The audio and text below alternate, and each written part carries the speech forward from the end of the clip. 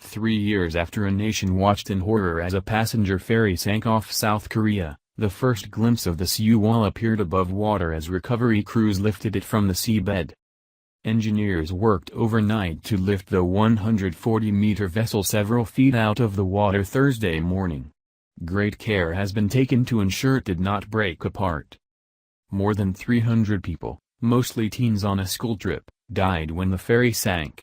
9 bodies are still missing. It is hoped they will be recovered once the Sewol is out of the water.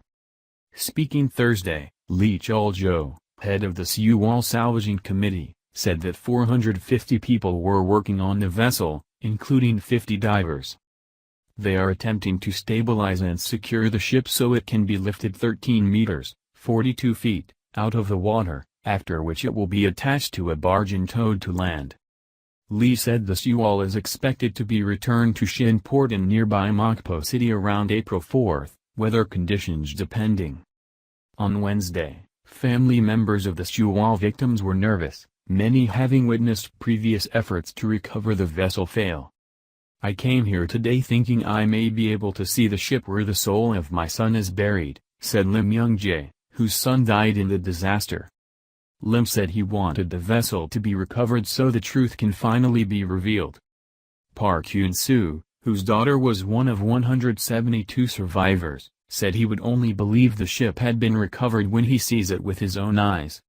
"It's taken too long to get it out of water," he said.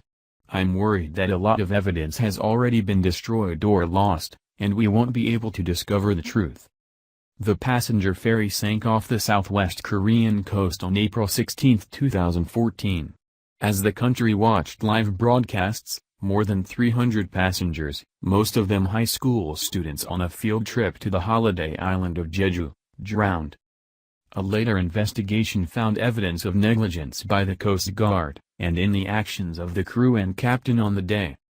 Survivors said the passengers were told by the Sewol's officers to stay put as the vessel sank.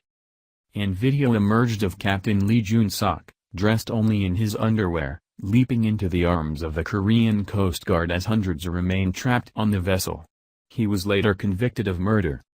Family groups and opposition politicians have long called for the Sewol's recovery and a full investigation of its sinking.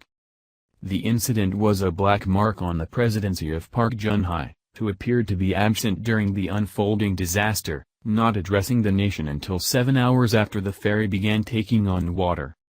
Park's impeachment this month for abuse of power was a bittersweet moment for many Sewol families, as the president's handling of the incident was thrown out by a constitutional court as a reason for her impeachment.